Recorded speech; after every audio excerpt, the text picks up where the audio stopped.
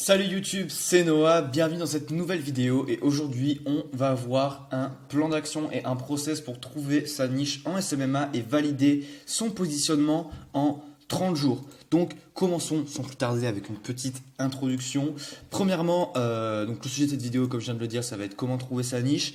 Et avant de commencer, pour ceux qui ne me connaissent pas, je partage chaque semaine des vidéos sur cette chaîne pour t'aider à créer et scaler ton agence SMMA jusqu'à 10 000 euros par mois. Donc si c'est quelque chose qui t'intéresse, n'hésite pas à t'abonner et à activer la cloche, à liker et à commenter pour le référencement. C'est cool pour moi, ça permet d'augmenter la chaîne et n'hésite pas à me poser des questions ou des feedbacks que tu pourrais avoir. Donc commençons sans plus tarder, rentrons directement dans le vif du sujet. Donc concrètement, on va avoir 5 étapes dans ce process en fait pour trouver sa niche et valider son positionnement. C'est vraiment quelque chose de crucial pour performer en SMMA parce que si t'es pas dans une industrie qui est en croissance et dans lequel en fait tout simplement tu vas résoudre une problématique avec ta solution, ton agence, etc. Tu auras beau prospecter, tu auras beau envoyer des offres, etc. Tu vas pas, tu auras beau faire des appels, tu vas pas réussir à signer des clients. Donc c'est vraiment une étape primordiale, c'est les fondations de ton agence. Donc la première étape, ça va être de définir un marché. Donc le meilleur marché à cibler, c'est un marché que tu connais déjà. Donc c'est-à-dire que si tu faisais ou que tu fais toujours partie de ce marché, que tu as un haut niveau d'expertise dans cette industrie, que tu as des compétences que les autres n'ont pas ou que tu connais dans ton réseau des personnes qui ont des compétences rares et qui vont évidemment servir ce marché, eh bien c'est un marché intéressant à cibler. En fait, l'idée, c'est d'avoir un avantage compétitif par rapport aux autres personnes qui puissent avoir tout simplement, qui pourraient potentiellement cibler ce marché en te mettant directement dans une industrie dans laquelle tu as des assets, des ressources tout simplement qui te mettent en position d'avantage et de force. Si tu n'as aucun de ces 4 critères ci-dessus, si tu commences tout simplement de zéro, que tu n'as pas forcément d'expérience professionnelle, comme c'était mon cas quand j'ai commencé, vu que j'ai commencé à 17 ans, j'étais au lycée, donc évidemment, je n'avais pas vraiment d'avantage compétitif dans aucun marché.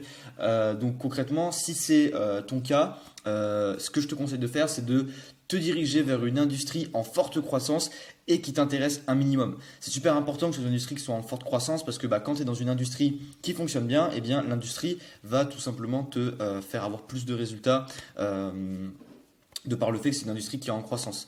A contrario, ne va pas dans une industrie qui galère parce que même si on a l'impression qu'ils ont des problématiques douloureuses, certes, mais si l'industrie tout simplement est en décroissance, tu vas avoir beaucoup de mal à générer de l'argent dans une industrie qui en perd en fait.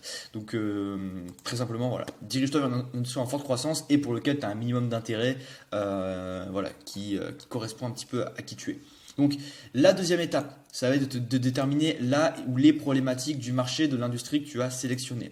Donc premièrement, tu vas te baser sur les connaissances que tu as déjà de ton marché et tu vas faire des recherches sur l'actualité de cette industrie. Tu vas consommer du contenu sur les réseaux sociaux liés à cette industrie. Tu vas utiliser ton réseau ou le réseau de ton réseau pour échanger avec des personnes de cette industrie ou tu vas contacter directement des membres de ton industrie sur les réseaux pour échanger avec eux et pour comprendre. Donc pas dans une optique de leur vendre quoi que ce soit, mais juste dans une optique de tout simplement de les connaître, de comprendre un petit peu qu'est-ce qu'ils font, etc., comment ça fonctionne, les termes qu'ils utilisent, les mots qu'ils utilisent, etc. Parce qu'en fonction des industries, ça va énormément changer. Si tu cibles des gérants de salles de sport, des conseillers en gestion de patrimoine ou des start-upers, ça n'a rien à voir dans le lexique, dans le langage, dans la vision, dans les problématiques, etc., etc. Même pour un même service ou un même ensemble de services. Donc c'est important tout simplement de s'imprégner en fait de ton industrie. Il faut que tu te vois un petit peu comme un caméléon. Faut que tu prennes les couleurs de ton industrie, les mots, les termes, etc., etc. Donc le meilleur moyen de faire c'est tout ça et de contacter des membres de l'industrie ou alors sinon d'aller dans des événements. Si tu as des groupes BNI dans ta région, des réseaux d'entrepreneurs, des conférences, des coworking, voilà, tout ce genre d'éléments où tu peux rencontrer potentiellement des gens de ton industrie, eh bien vas-y et parle avec les gens. Parce que c'est ce qui va te permettre d'augmenter ton aisance dans cette industrie. Il faut que tu aies des données sur les 3 points suivants. Premièrement, il faut que tu comprennes un petit peu c'est quoi la situation initiale des gens de ton industrie, donc où est-ce qu'ils en sont. En général, alors évidemment, ça va dépendre des gens, mais en gros, si tu peux trouver des patterns qui émergent, par exemple, il y a beaucoup d'entreprises qui sont je sais pas moi, bloqué à 30 000 € par mois, ou voilà, genre je dis des trucs au hasard, mais concrètement, voilà, tu veux trouver la situation initiale, tu veux trouver là où les problématiques qui vont être liées à cette situation initiale, les deux sont évidemment très liés parce que les problématiques vont avec la situation initiale, et tu veux trouver la situation désirée, qui est donc quel est l'objectif qu'ils veulent atteindre. Et je vais prendre un exemple très très classique, qui va être par exemple le marché de l'e-commerce. On peut avoir une situation initiale, une marque, une boutique qui est entre 20 et 30 k par mois, qui voilà fait un peu de CA, mais bon, avec les marges, la TVA, machin et tout, au final c'est pas trop, c'est pas tant que ça. Et au final, ce qu'ils veulent, c'est atteindre les 80 k par mois pour faire le million à l'année. La problématique qu'ils rencontrent, ça va être globalement un manque de trafic. Voilà, c'est un exemple très simple. Évidemment, dans les faits, il y a plus d'éléments qui rentrent en compte, mais voilà, dans le cadre de cet exemple, tu vois un exemple de un petit peu, il faut que tu aies en tête un peu ces trois différents points. Ensuite, la troisième étape, ça va être de te spécialiser dans un segment particulier de ce marché. Donc, si la taille de ton marché le permet, tu peux augmenter ta valeur perçue en te spécialisant dans une sous-niche. Donc si tu en as l'opportunité, ça peut être très pertinent pour signer plus facilement des clients, parce que plus tu vas être spécifique, plus tu vas pouvoir signer high ticket, et plus en fait tu vas créer une solution parfaitement adaptée pour un segment du marché et te différencier de la concurrence. Donc, ce que je te recommande, c'est de déterminer les différentes catégories d'entreprises présentes dans un même marché, puis de sélectionner celles qui, premièrement, ont la problématique la plus douloureuse, urgente et récurrente, ont le plus d'argent à investir pour la résoudre et ont les meilleures marges, la meilleure LTV, donc le meilleur revenu par client. Ces trois facteurs vont déterminer en fait quelle est la meilleure sous-niche dans un même marché qui est la plus pertinente à cibler. Par exemple, en e-commerce, alors ça c'est un exemple totalement inventé de mon chapeau. Ne vous dites pas que waouh, c'est la sous-niche ultime en e-commerce, pas du tout. Genre, j'en sais rien en fait. Mais j'ai mis par exemple, au lieu de cibler les e-commerçants en général, tu vas cibler les e-commerçants spécialisés dans la vente de bijoux, ou dans la vente de cosmétiques, ou dans la vente de compléments alimentaires, ou dans la vente de vêtements, etc. etc. Encore une fois, c'est après à toi de tester. Donc, ensuite, tu vas définir ta solution et tes services. Donc ça, c'est un point très important. L'erreur que font 99% des gens qui commencent en SMMA ou voilà, qui montent leur agence ou même en tant que freelance ou quoi que ce soit, c'est que ils vont pas réfléchir dans le bon ordre. Si tu l'as vu un petit peu avec le process qu'on a vu actuellement, on a commencé par un marché, ensuite on a enchaîné pour comprendre le marché et comprendre quelles sont les problématiques du marché. Ensuite, évidemment, on se spécialise dans une sous-niche si on peut. Et ensuite, on va déterminer la solution aux problématiques. Et en fait, c'est l'approche qu'on va avoir, c'est on détermine les problématiques, on crée une solution sur mesure.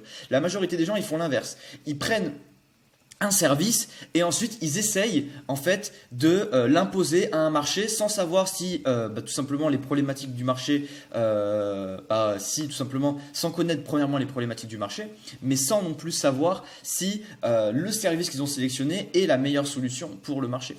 Et donc c'est pour ça qu'on se focalise premièrement sur les problématiques, puis qu'on crée une solution sur mesure, parce que c'est ce qui va te permettre de vendre après beaucoup plus facilement, parce que tu vas avoir ce qu'on appelle un product market fit tout simplement. Donc ce que tu vas faire, c'est que tu vas classer les problématiques de la plus douloureuse à la moins douloureuse et déterminer comment elles pourraient être résolues idéalement et les services qui vont composer la solution idéale. Dans la majorité des cas, résoudre un problème douloureux, urgent et récurrent demande une intégration de plusieurs services pour délivrer le résultat désiré pour sa niche. On va prendre un exemple, on va reprendre l'exemple du marché de l'e-commerce et tout simplement, imaginons que la situation initiale du coup c'est 20 k par mois, que la problématique c'est le manque de trafic et que la situation désirée c'est 80 k par mois. Du coup la solution désirée, alors j'ai mis agence de publicité, mais la solution déjà qu'ils veulent c'est plus de trafic, ce serait la solution. Du coup maintenant comment avoir plus de trafic? Eh bien une des solutions, un des moyens, tout simplement, un des mécanismes, ça pourrait être du coup de passer par une agence de publicité. Et dans ton agence de publicité, tes services, ça va être par exemple la publicité Facebook et la production de créa performante. Et c'est deux services distincts parce que tu peux faire des pubs, mais si tu n'as pas un copywriting de qualité et des créatifs de qualité, eh bien, tu n'auras pas de résultat aujourd'hui en 2022 avec Facebook Ads. Donc, tu vas mélanger plusieurs services. On peut même imaginer que dans ton agence de publicité, tu rajoutes en service le CRO, c'est-à-dire l'optimisation des conversions sur le site. Parce que, peut-être que le manque de trafic, c'est la première problématique qu'on observe au sein de la marché d'e-commerce, mais que la deuxième problématique, juste après le manque de trafic, c'est le manque de conversion sur le site. Et bien du coup, c'est cool, tu vas augmenter leur trafic, mais tu ne vas pas résoudre leur problématique parce que Peut-être qu'ils se disent qu'il manque de trafic, mais en réalité, peut-être qu'en fait, il manque de trafic et en plus, il manque d'une bonne offre et d'un site optimisé pour faire des conversions pour pouvoir justement atteindre les 80K par mois. Donc pour toi, pour délivrer la solution qu'ils désirent, qui va leur permettre d'atteindre les 80K par mois, et bien dans tes services, il faut que tu inclues par exemple Facebook Ads, la production de créa performante et de l'optimisation de site. Maintenant, évidemment, quand tu commences et que tu débutes et que tu n'as aucune compétence, je pars du principe que tu pars vraiment de zéro. Comme moi, j'ai commencé simplement quand j'avais 17 ans, je suis parti vraiment de rien, de zéro. J'avais aucune compétence en marketing, en Facebook Ads ou quoi. J'ai tout appris en partant de rien. Donc, bah, forcément, quand tu commences à prendre 3-4 services en même temps, c'est pas possible. Donc, ce que tu vas faire, c'est que tu vas créer une V1 en fait de ta solution en incluant le service le plus important. Donc on prend par exemple le marché de l'e-commerce, bah, évidemment, idéalement, le service ultime pour l'e-commerce, ça serait une solution ultime, ça serait quelque chose qui va combiner du trafic, de l'optimisation de conversion, de la production de créa, et du coup de cette manière tu fais un truc all-in-one qui va couvrir un peu toutes les étapes du tunnel de vente. Maintenant, quand tu commences, si c'est pas possible pour toi, eh bien tu peux faire tout simplement juste la meilleure étape en fait pour arriver à les rapprocher de leur situation désirée. Donc dans ce cas-là, ça va être par exemple le manque de trafic. Et donc tu vas commencer avec juste la publicité Facebook. Et après, bah, petit à petit, avec le temps, tu vas pouvoir t'optimiser avec l'expérience, la trésorerie que tu vas accumuler, etc. Ensuite, donc, quand tu as défini ta solution et tes services, tu vas pouvoir structurer une V1 de ton USP, de ta proposition de valeur, en suivant la structure suivante, qui va être très simplement: nous accompagnons, permettons, et donc tu choisis le mot que tu préfères, donc là tu dis ta niche, à atteindre le résultat désiré en tant de temps grâce à ta solution ou ton mécanisme unique, ou la garantie. Encore une fois, la garantie c'est optionnel, mais ça permet de rendre ton offre plus irrésistible. Donc un exemple que, encore une fois, j'ai inventé, ça va être: nous accompagnons les salons de coiffure haut de gamme à gagner 30% de CA supplémentaires par mois en 90 jours grâce à la publicité Facebook, où on travaille gratuitement. Voilà, c'est un exemple tout simplement de proposition de valeur qui peut faire de l'effet. Encore une fois, j'ai inventé ça, donc ne te dis pas ok, les salons de coiffure haut de gamme, putain c'est la niche ultime, Noah l'a dit dans la vidéo, je vais me lancer là-dessus. Encore une fois, c'est pas une niche que j'ai testée, parce que justement on arrive à la 5e étape, qui est de tester son hypothèse. Parce que pour l'instant, jusqu'à présent, on était dans la supposition, on était dans l'hypothèse, on n'était pas dans le concret, on n'était pas dans quelque chose, en fait on n'en sait rien en fait si c'est vraiment pertinent ou non. C'est que tout simplement du feeling et de l'intuition, avec évidemment une structure pour essayer d'avoir le process le plus rationnel possible. Mais si tu ne testes pas ton hypothèse, eh bien tu ne pourras jamais savoir si elle est valide ou non. Donc pour tester ton hypothèse, tu as 3 étapes. Premièrement, tu dois déterminer ta méthode de prospection. Par oui, tu vas faire de la prospection, c'est crucial et indispensable. Et tu vas choisir ta méthode de prospection par rapport à 2 facteurs. Premièrement, ton industrie. Donc, quelle est la meilleure manière de contacter les personnes de mon industrie? Et ensuite, ta personnalité. Quelle est la meilleure manière de contacter les personnes de mon industrie par rapport à ma personnalité? Exemple typique, si tout simplement tu es quelqu'un d'introverti ou de très bon à l'écrit, eh bien tu vas pas faire du call call, parce que tu vas en fait devoir affronter, enfin tu vas jouer contre tu vas pas appuyer sur tes forces tout simplement. Alors, à contrario, tu es quelqu'un d'ultra extraverti, tu as la tchatch, tu es à l'aise à l'oral et tout machin, tu appelles les gens, tu es à l'aise. Bah là, tu fais du call call, tu enchaînes les appels et boum, ça va très bien fonctionner pour toi.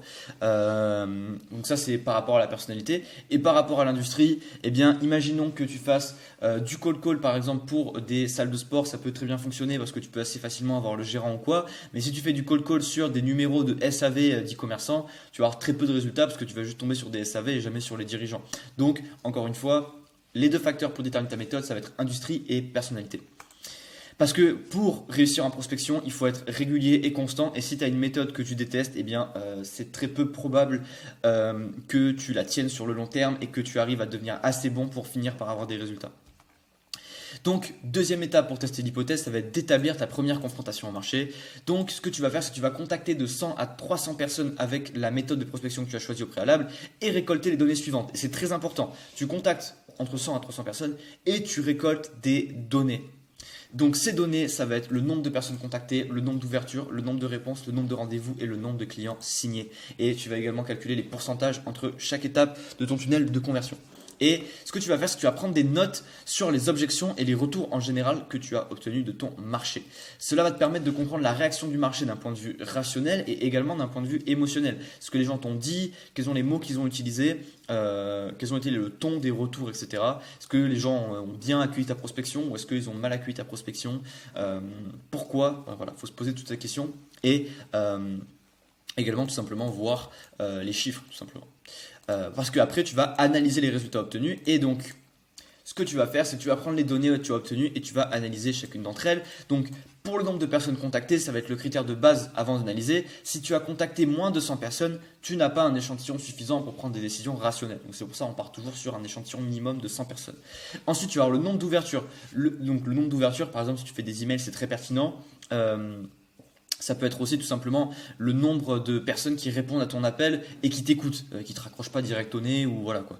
Par exemple dans le cadre du call call. Ou si tu fais du call messaging, quand tu envoies des messages, pareil, il y a un nombre d'ouvertures, c'est les gens qui ont ouvert ton message qui au moins l'ont lu. Donc le nombre d'ouvertures, ce critère, il va déterminer la qualité et la pertinence de ta méthode de prospection. Donc premièrement, est-ce que c'est qualitatif la manière dont tu as abordé les personnes et aussi est-ce que la méthode elle est pertinente, c'est-à-dire est-ce que les gens utilisent ce moyen en fait pour discuter. Si les gens répondent jamais au téléphone, encore une fois, peut-être que c'est pas très pertinent de les appeler.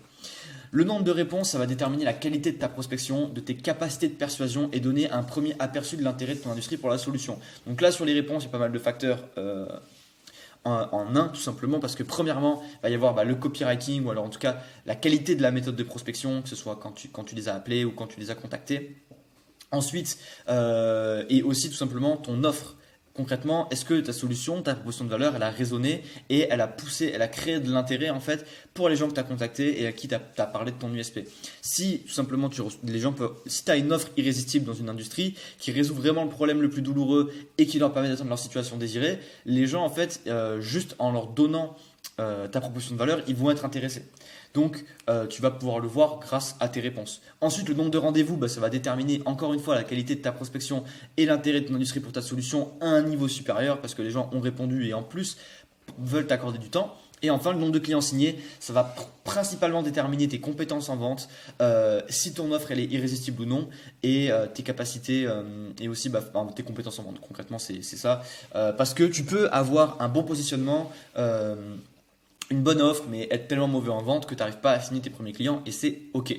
C'est pour ça qu'en fait, ce que tu vas faire, c'est que du coup, tu vas te poser pour chacune de ces données, tu vas essayer de comprendre le plus rationnellement et objectivement possible pourquoi tu as ces résultats-là et à partir de là, tu vas avoir deux choix. Tu vas soit recommencer avec la même hypothèse de positionnement et améliorer tes capacités en prospection en vente. Donc là, tu t'es dit, ok, ce marché a l'air bien et j'ai quand même eu des bons retours et je pense vraiment que je peux signer des clients pour cette offre, pour cette solution, parce qu'il y a vraiment une problématique. Et donc, c'est pertinent que je persévère avec cette même hypothèse de positionnement. J'ai juste besoin de prospecter plus de personnes et d'avoir plus d'appels de vente pour finir par signer des clients. Donc là, tu es un peu dans l'optique de persévérer dans la même hypothèse que tu as choisie. Ou alors, tu vas recommencer avec une nouvelle hypothèse de positionnement parce que les données que tu as obtenues montrent que, en fait, cette industrie est peut-être pas si pertinente, qu'il n'y a pas tant que ça une problématique intéressante à résoudre. Et donc, du coup, tu vas repasser par le process que je viens de te présenter ici en revenant à l'étape 1, définir un marché. Donc, tu vas ensuite répéter le processus jusqu'à trouver la niche qui fonctionne pour toi et jusqu'à signer des clients. C'est aussi simple que ça. Et ce que je veux que tu retiennes de cette vidéo, au-delà de tout le process global que tu vois ici, c'est tout simplement qu'il faut que tu aies une mentalité de scientifique. Premièrement, tu fais une hypothèse. Deuxièmement, tu passes à l'action et tu récoltes des données pendant le passage à l'action. Et ensuite, tu vas analyser tout simplement les données récoltées par ton passage à l'action et de ce fait déterminer soit une nouvelle hypothèse, soit en fait persévérer au sein même de cette hypothèse jusqu'à en fait que ça fonctionne. Et en fait quand tu as cette mentalité là et que tu enlèves tes émotions de l'équation et que tu réfléchis de manière rationnelle et comme un scientifique, c'est la manière la plus directe et rapide de réussir avec ton agence parce que encore une fois si tu valides ton hypothèse de positionnement ça veut dire que tu as signé des clients donc tu commences à en vivre en tout cas tu commences à dégager un revenu avec ton agence. Donc littéralement, ce process que je t'ai présenté là, c'est un process qui va aussi, en validant l'hypothèse, tu valides aussi le fait que tu as un business qui fonctionne, qui a la possibilité de scaler et qui peut te permettre de faire 2 000, 5 000, 10 000, 15 000, 20 000 euros par mois et plus. Donc, suis ce process aujourd'hui si tu commences, que tu démarres à zéro ou alors que tu as besoin de remettre de la clarté par rapport à où tu en es dans ton agence. Et si tu as des questions, je t'invite à aller sur mon Instagram qui est @noavnct pour me les poser. Je réponds avec plaisir à toutes les questions que tu peux me poser. Donc n'hésite pas. Et pour conclure cette vidéo, si tu es sérieux à propos de créer et scaler ton agence MMA à plus de 10 000 € par mois, ce que je te recommande, c'est de rejoindre le salon qui sont mes emails privés quotidiens où je te partage des conseils remplis de valeur pour ton activité de prestataire freelance et ton agence SMMA tous les jours. C'est totalement gratuit et le lien se trouve dans la description. Et si la vidéo t'a plu, évidemment, n'hésite pas à t'abonner, à activer la cloche pour manquer les prochaines, à la liker et à la commenter pour me soutenir, pour soutenir la chaîne, pour le référencement. Et aussi si tu as des questions et du feedback à me partager, eh bien, n'hésite pas, c'est l'occasion. Donc voilà, c'était tout pour cette vidéo. J'espère qu'elle t'aura plu. Je te dis à très vite pour une prochaine. C'était Noah. Ciao!